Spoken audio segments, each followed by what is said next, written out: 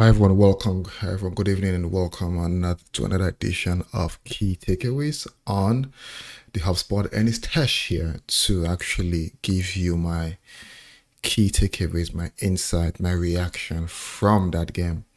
Unfortunately, I actually couldn't watch the game live. 1 second.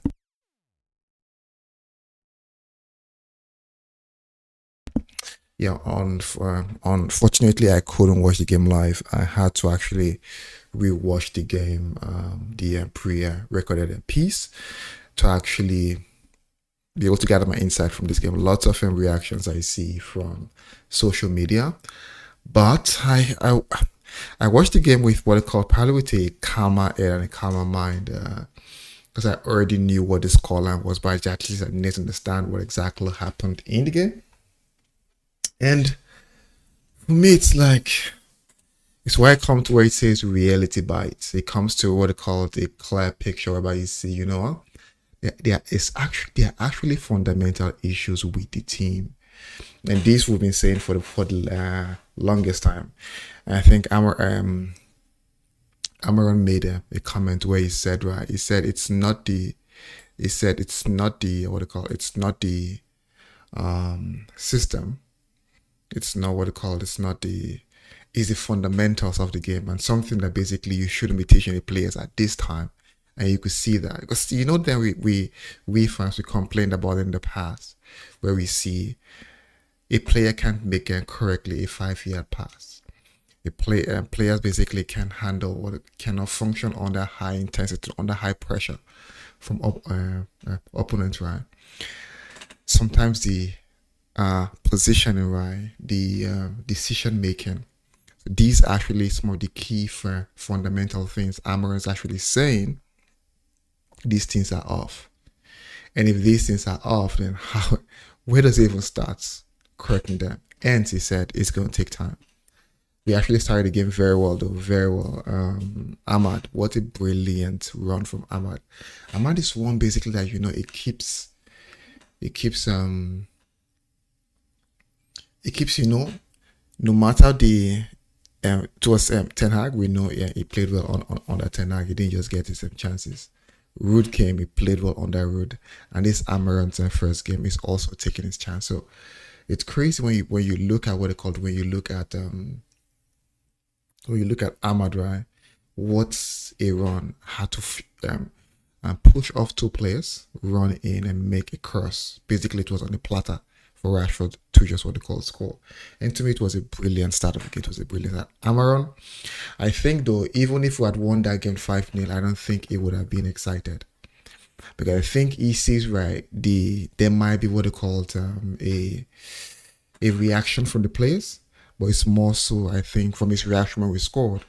I think it's more concerned about the sustainability of what they call of the team. How far can they go? I think he mentioned something, I think, in one of his press conferences where he mentioned, right, the players, you know, they're eager, they want to play, they can do anything. Even he mentioned, if you tell them to probably go and be a goalkeeper, they will go. But I think it's what actually really matters though is the 3 months, 6 months, when probably some players aren't getting game time, some players basically are not favoring the team. What happens then? I think he tends to understand from top to bottom, for the most part though, some of the key issues of the team. But you can also tell from his team's selection today, and I won't say it's being naive because it's what he had available. He probably might say with himself there's still a bit of learnings to do. I think my key piece would be what I called on the position of Ahmad. Ahmad was way far too what they called was on the playing what they call the wing back, what he called the wings. We basically had to what they called go, track back and also move forward. And even with that, what they call tracking back and move forward, he was the most dangerous player in the pitch. I would expect, right, in future games, right, Amorim will take Ahmad and move Ahmad what they call to what they call to probably the attacking and midfielder position where he played either Garnacho or Bruno today. But you know, before I go, just a bit tired. I've had a long day. before I go into details on the game, I want to say from a team selection, no one was quite sure what Amorim was actually going to do, including myself. I wasn't sure what he was actually going to do. But when I saw the selection, I know most people weren't actually convinced of that selection. They weren't they weren't thrilled with that selection. But I think it's what he had and people that probably had trained with over time will see that that 11 change over time, probably gradually, right? Amorim will build this first team.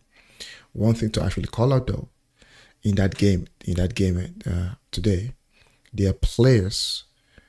If, for example, we have the financial power and what they call it, and the room from a financial fair play perspective, there are probably some players that shouldn't be here next year. I think would not adapt to what they call to the Amorim. And basically, it's not the system though. It's basically they're actually missing the fundamentals, right? System is different. We could see the struggles sometimes. I will go into some of the quotes Amorim had in the game, and also some of the fan reaction, 1 or 2 fan reaction from my Twitter. I'll actually run through that and kind of come to an idea of what do we expect. Why? What do we expect? Why are you yelling? What do we expect? What I call it, as in, what's the fan reaction and some of the things Amorim mentioned. Now, let's go into the game. Starting 11 for me, I wasn't I wasn't really concerned when I saw it. Right? I wasn't concerned because again, no one knows. He doesn't know. He's probably just speaking based on what they called whoever was there and trained with him, and based on training section, he made what they called his selection. But I think he'll probably learn over time, right, how they perform in game. Some of the positive in that game, some of the key takeaways from a positive perspective will be Andre Onana. Onana, to me, if not for Onana, I bet you we're probably singing a different tune with Amorim, where I basically would have lost that game. There was a point blank where basically his hand saved us. These are things, these are things we normally praise David Daggy for. I've been highly critical of Onana.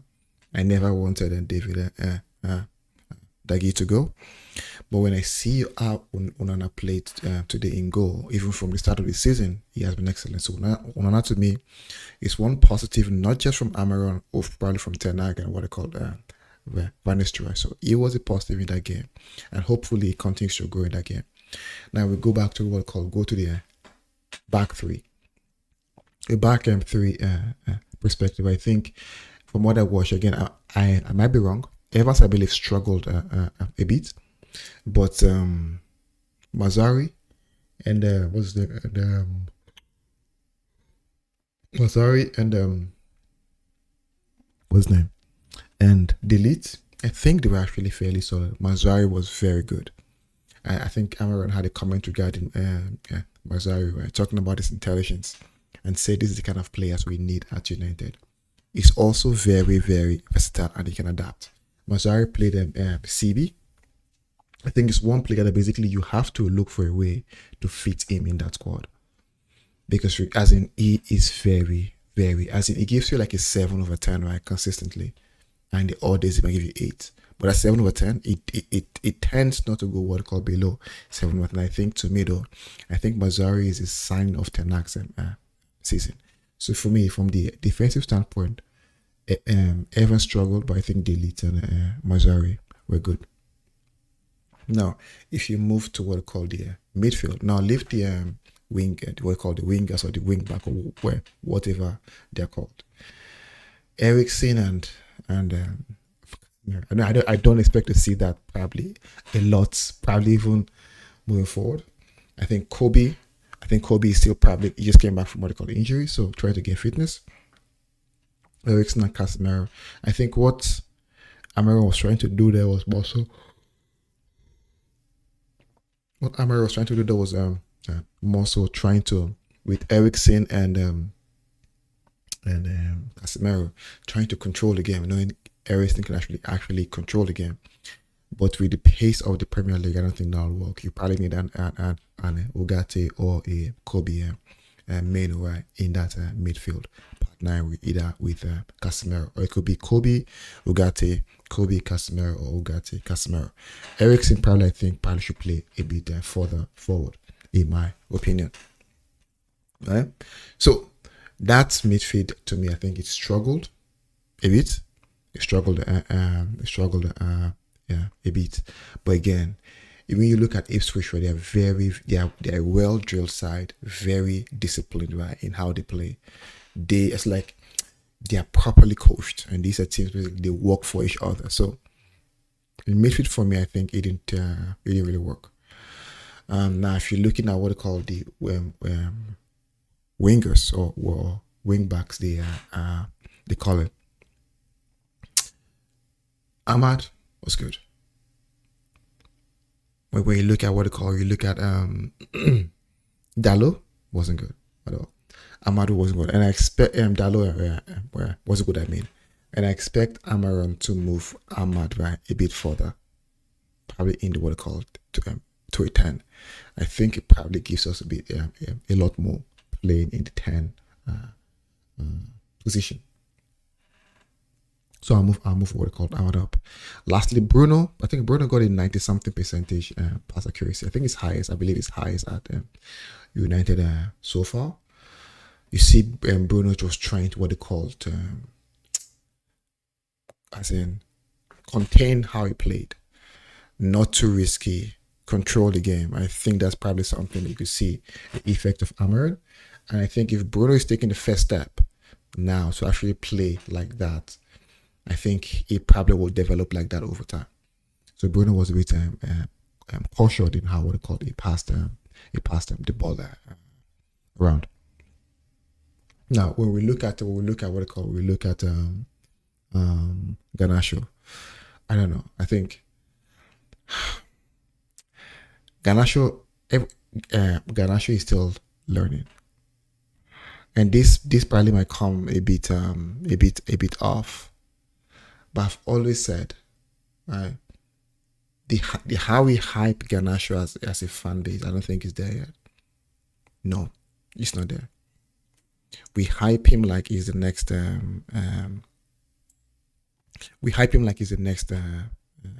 Ronaldo. I don't think Garnacho is there. We hype him like what they call it is I know he can be in Madrid. He can get there in probably the next 2, 3, 4 years. But as of today, Garnacho is not there. I know he's our ISO scorer, but in a team that basically is extremely poor, come on. And he has had almost 4 times the shot, or even 5 times the shot as what they called as Hoyland, right? And because at the point where it was basically trying, it was selfish. But I think he's actually changing this game. For me, Garnacho is not there. Garnacho, if you playing Garnacho day in day out, I bet you they will destroy his career. They will destroy the boy's career. That boy needs to be what they call be taught. I think the pedestal Ten Hag kept what they called Garnacho. I'll be honest, he is not there yet. He's a good player.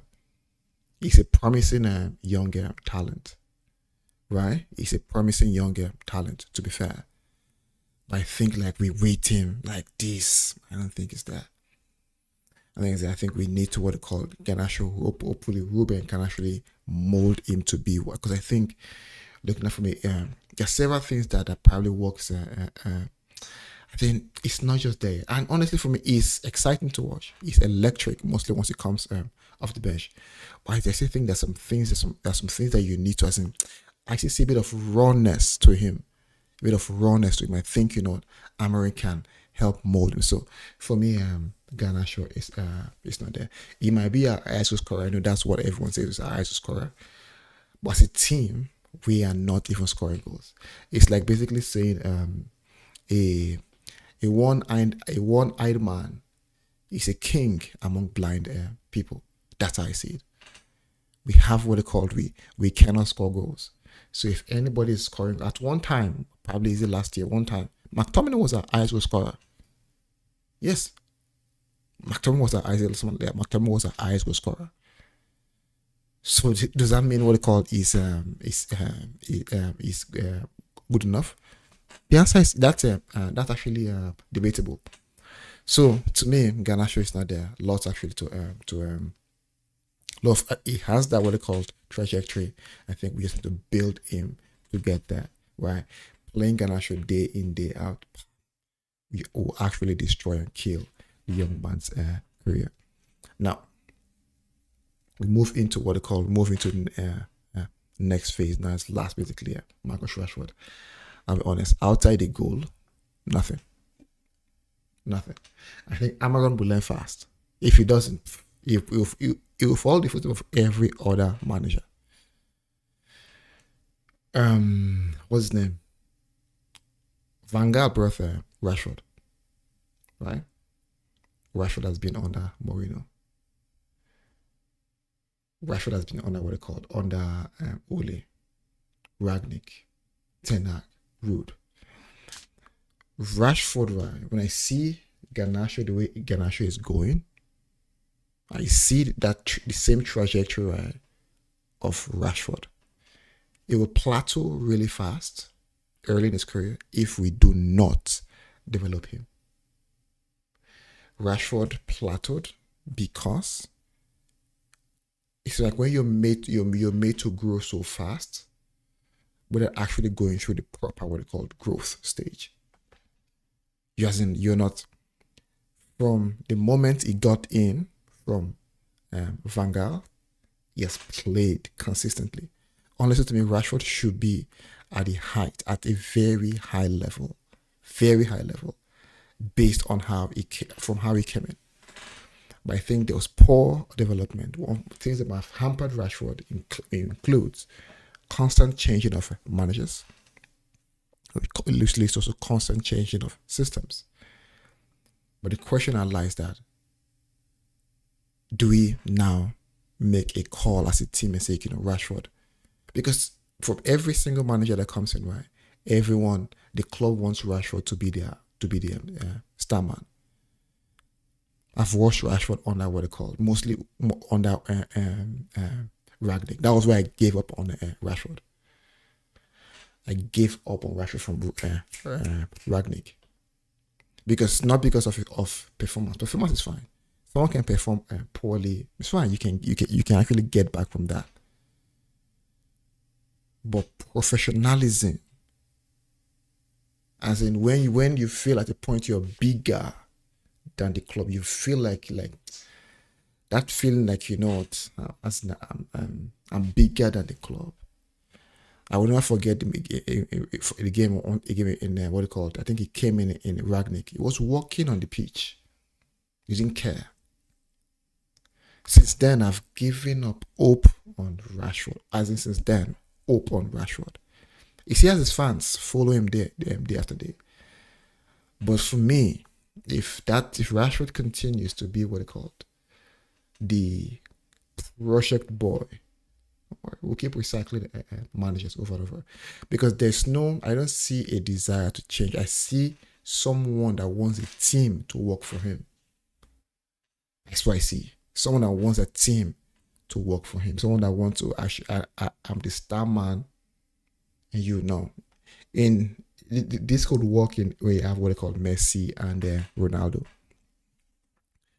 But when it comes to Rashford, right, he hasn't today. As in, one could argue though, the system is what they call, he's not a striker. He's not a striker. And what's happened to Rashford is not his fault. If the club makes a call and say, Rashford, please, we have to what they call, we have other players. We have what was in.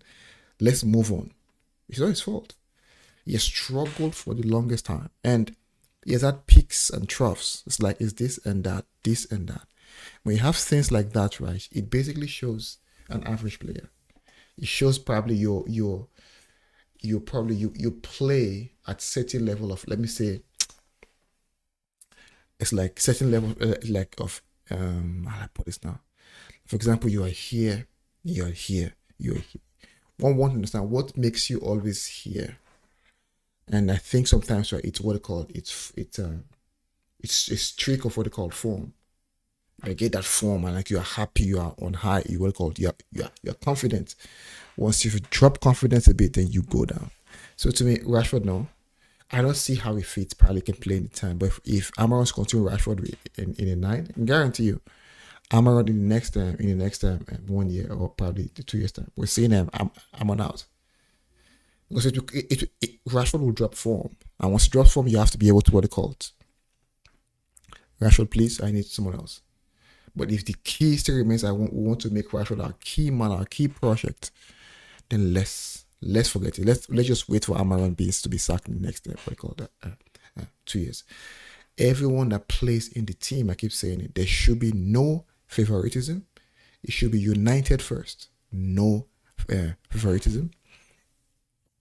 It should be play based on performance, not who you are, nor your salary bracket.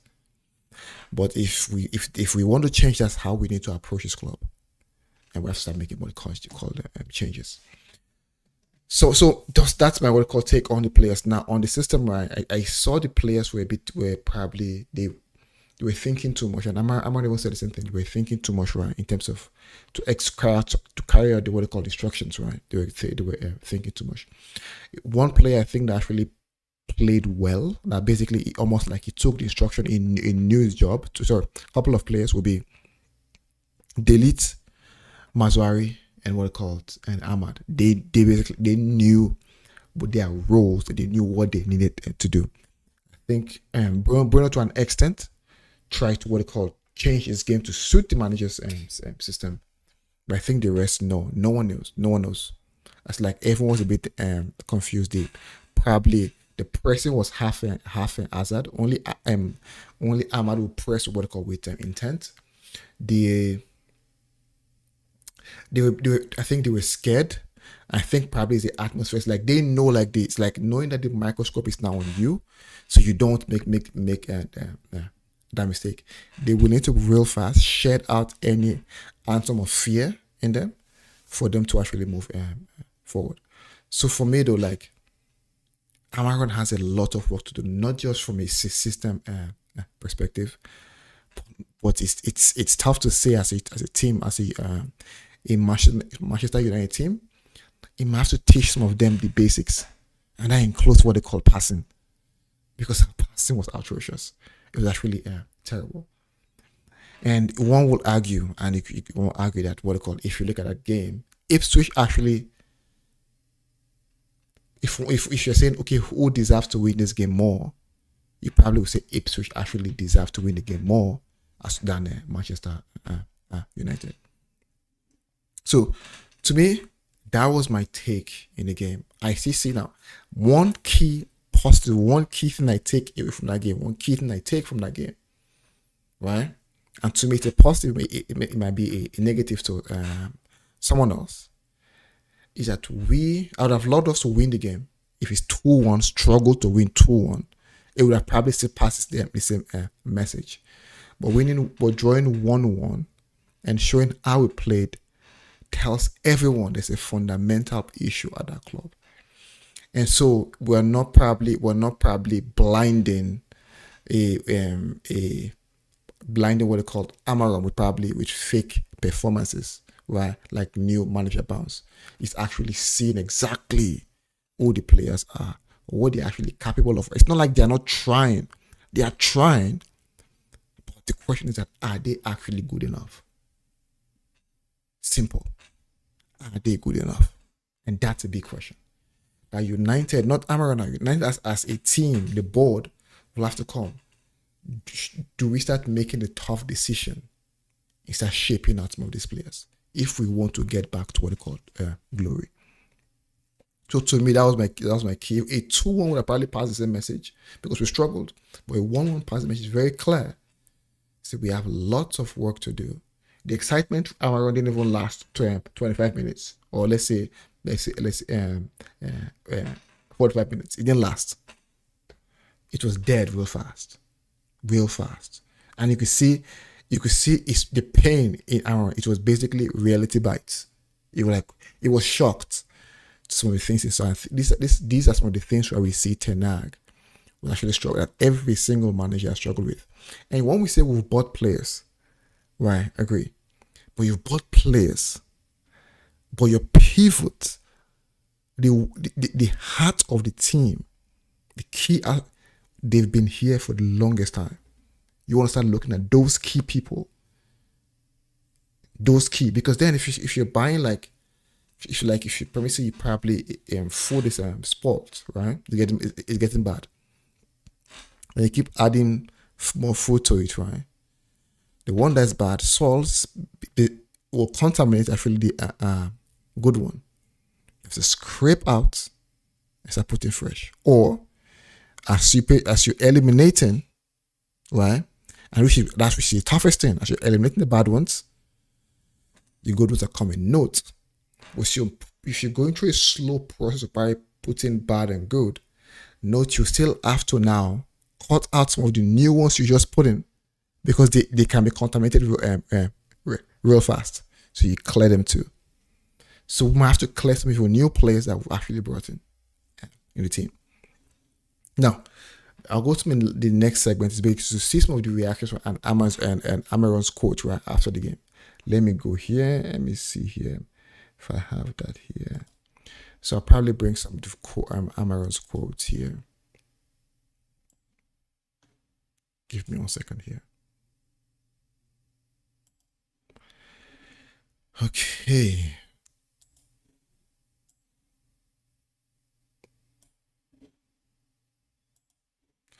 So these are some of the quotes where I went through, because I didn't watch the game. I went through to see what's everyone saying, what's happening. And this one here says, Owen Hargreaves on Ruben Amorim. He was in front of me, and he was really frustrated. I'm not going to lie. And you can see, honestly, I was listening. He was frustrated. He wasn't happy with Dalot's positioning in the first half. Xerxes' position in the second half made him a bit frustrated as well. Many of these players. Let me click here.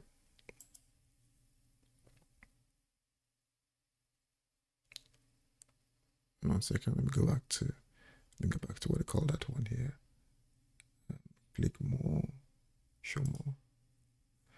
Yeah.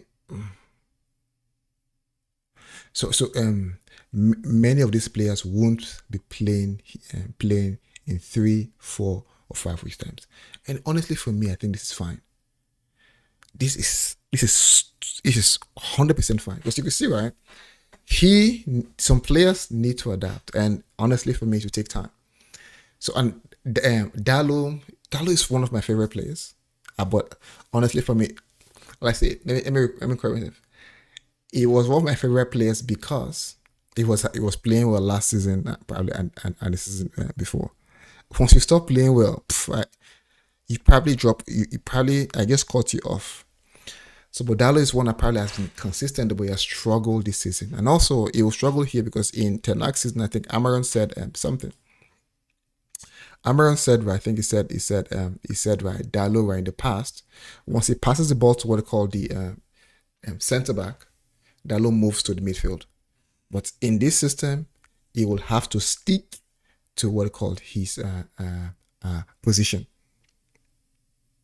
Okay, now let me go to what they call another thing here, another one from what they called Fabrizio.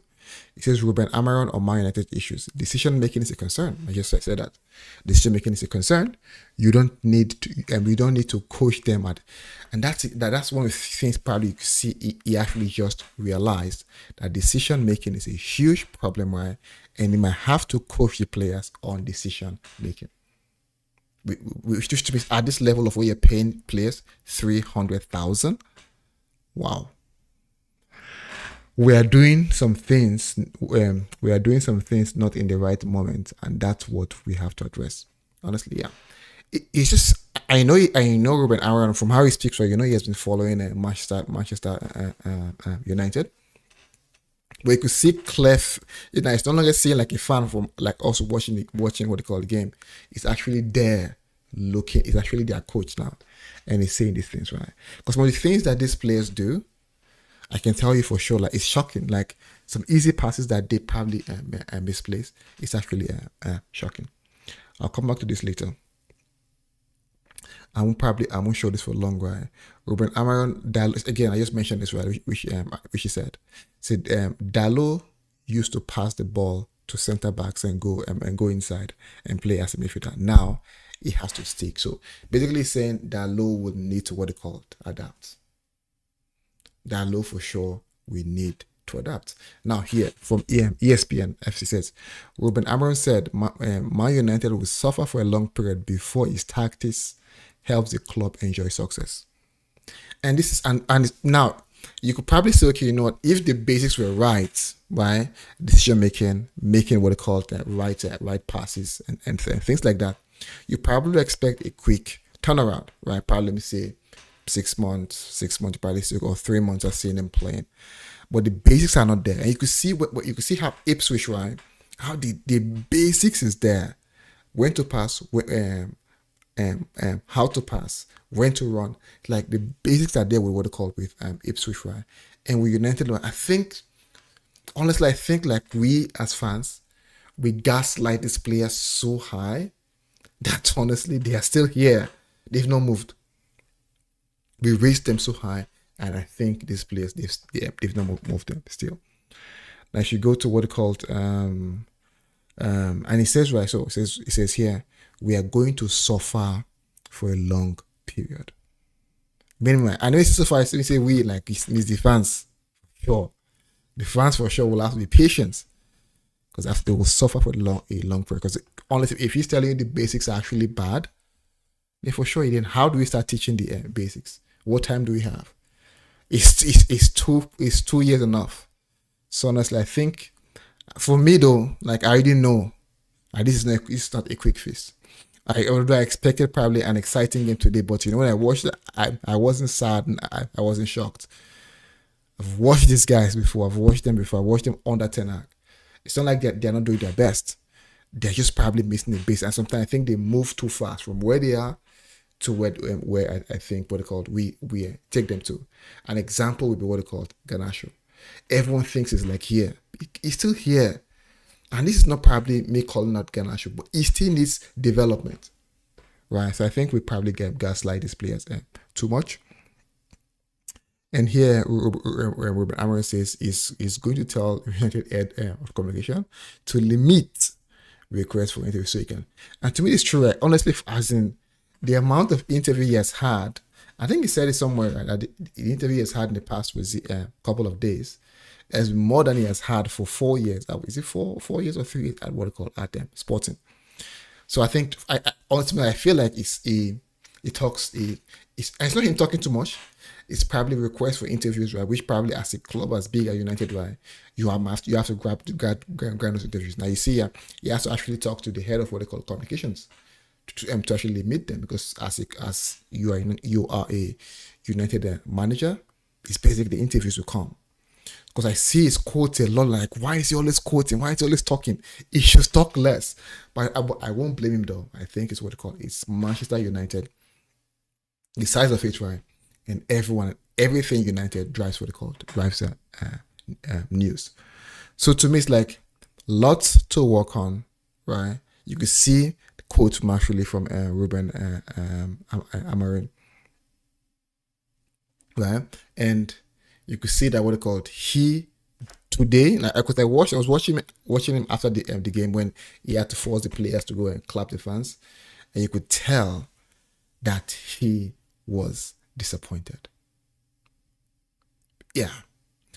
And honestly, for me, I think I'll say one thing for Ruben. I'll say one thing.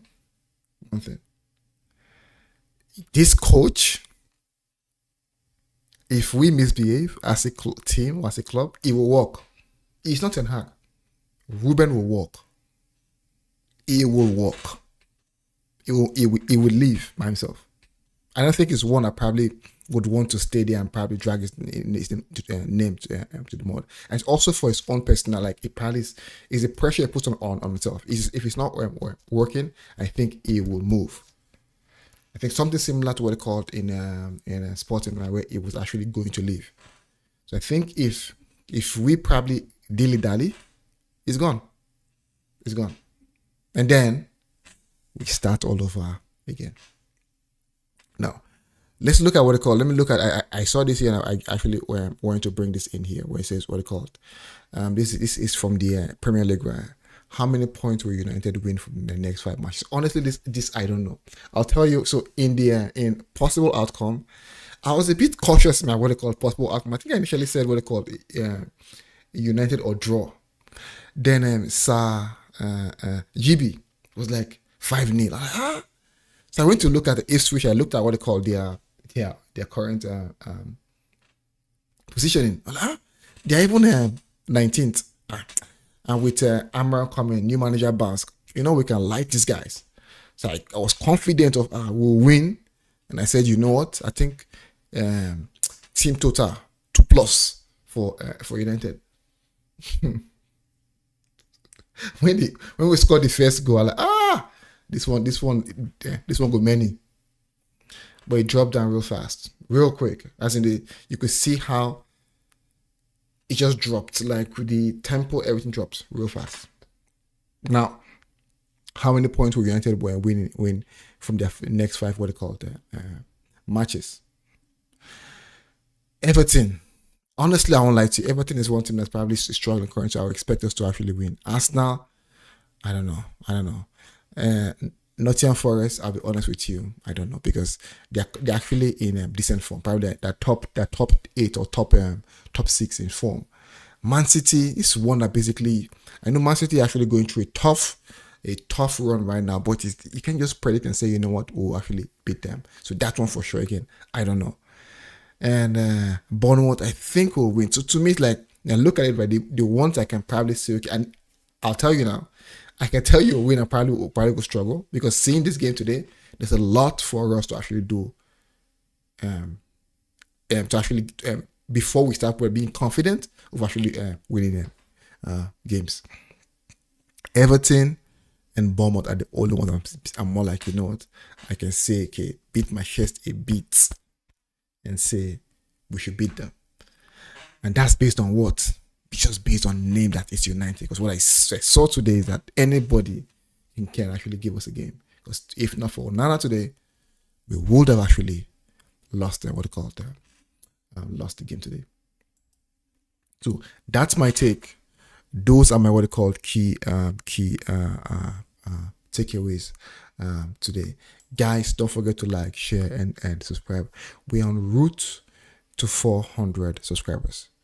Guys, please don't forget to like, share, subscribe. And tomorrow we'll be having what they call the Hubs Team of the Week. I think. Okay, we did the last one before the international break, so we'll have the Hub Team of the Week tomorrow. And on Thursday we'll have the possible outcome as well. So guys, please don't forget to like, share, and subscribe. Help the channel grow, and show your boy some love. Have a good night.